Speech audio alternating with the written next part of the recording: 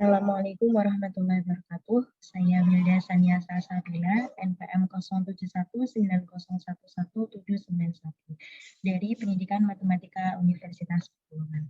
Kali ini saya akan menjelaskan terkait statistika non-parametrik untuk uji Fedman dan uji median. Yang pertama, untuk uji Fedman terlebih dahulu. Uji Fedman merupakan bagian dari statistik non-parametrik, digunakan untuk menguji perbedaan dari 3 sampel atau lebih yang saling berhubungan. Jika jumlah sampel yang dipakai hanya ada 2 buah, maka analisis data menggunakan uji Wilcoxon. Kemudian uji Friedman digunakan sebagai alternatif dari uji repeat measures ANOVA ketika nilai standar Z residual dari salah satu atau seluruh variabel tidak berdistribusi normal. Langsung saja kita masuk ke contoh soal untuk uji Friedman.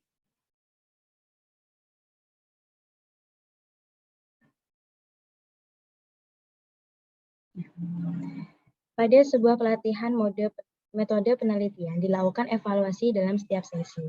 Evaluasi hasil pelatihan dilakukan setiap hari selama pelatihan. Pelatihan dilakukan selama 3 hari. Tabel berikut ini hasil evaluasi dalam pelatihan yang terdiri dari 5 peserta tersebut. Apakah terdapat perbedaan nilai yang signifikan dari hasil evaluasi dalam pelatihan tersebut dengan taraf signifikansi 5%? Ini wujud tabelnya, hasil evaluasi pelatihan hari 1, hari 2, dan hari 3.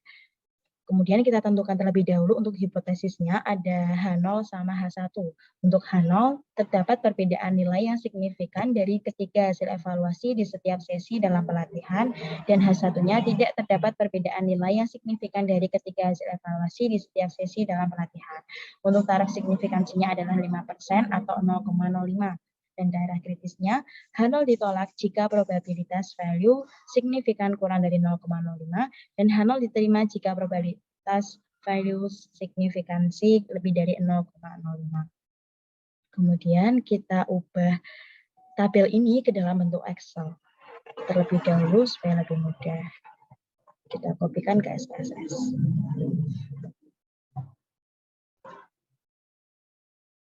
Nah, seperti ini. Ini ke dalam bentuk Excel-nya. Kemudian kita copy untuk nanti kita pindahkan ke SPSS. Setelah itu kita buka SPSS-nya.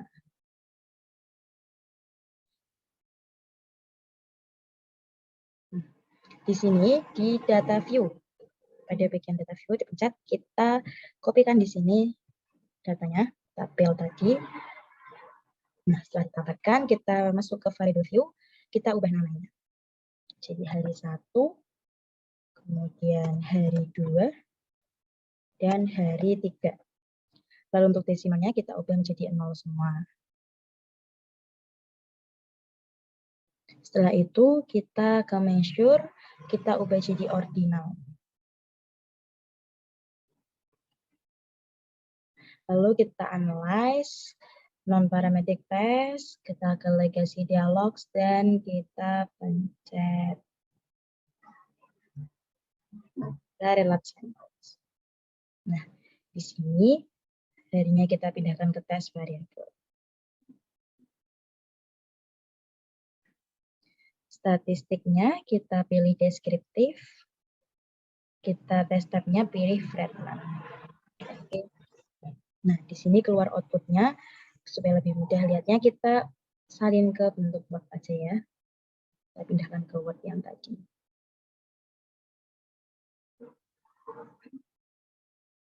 Nah, nih uji Friedman-nya kita salin. Di sini ditemukan bahwa signifikansinya adalah 0,580.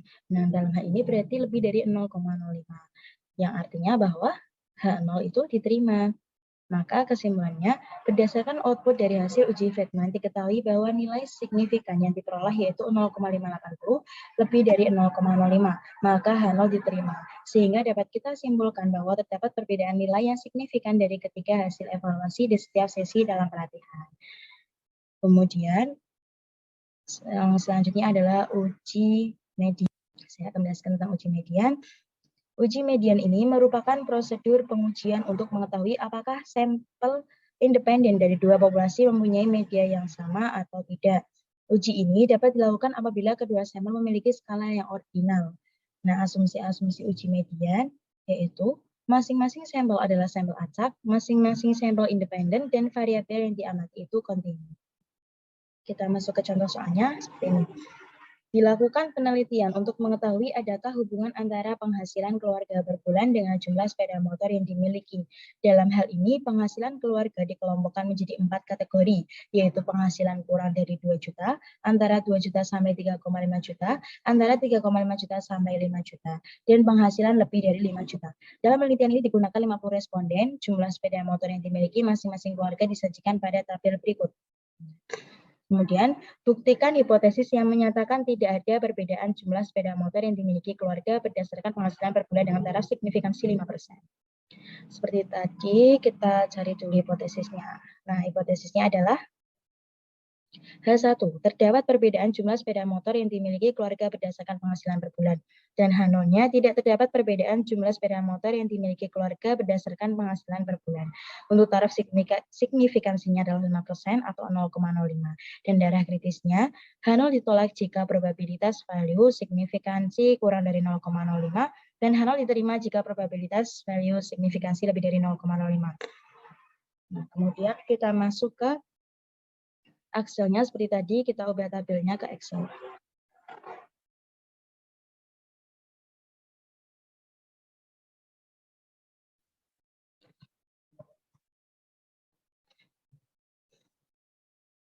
Excel seperti ini.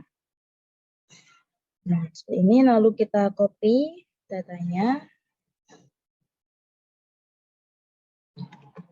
Lalu kita masuk ke SPSS. Nah, pada data view, nah kita pastekan di sini. Setelah datanya kepaste, kita masuk ke variable view, kita ubah namanya jadi penghasilan yang bawah jumlah sepeda motor. Untuk desimalnya kita ubah ke 0 semua. Lalu untuk values-nya kita ubah ini 1, pendapatan kurang dari 2 juta, add. Yang kedua, pendapatan antara 2 sampai 3,5 juta. Yang ketiga, pendapatan antara 3,5 sampai 5 juta. Dan yang keempat, pendapatan lebih dari 5 juta. Oke, lalu measure-nya kita ubah ke ordinal semua. Nah, setelah itu kita pencet analyze.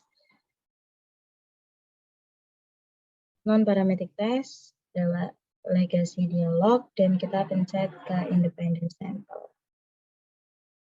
Untuk penghasilan, kita masukkan ke grouping variable, dan untuk jumlah sepeda motor, kita masuk ke test variable list.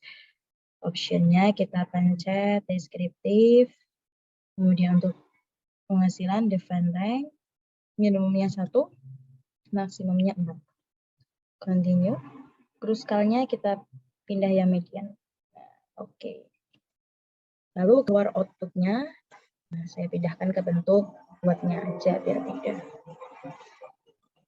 Kita lihat ke bentuk Word. Nah, bisa kita lihat di sini, kalau signifikansinya adalah 0,927, yang artinya lebih dari 0,05, maka disimpulkan karena signifikansi 0,927 lebih dari 0,05, maka H0 diterima. Artinya tidak terdapat perbedaan jumlah sepeda motor yang dimiliki keluarga berdasarkan penghasilan per bulan. Sekian yang dapat saya jelaskan. Terima kasih. Wassalamualaikum warahmatullahi wabarakatuh.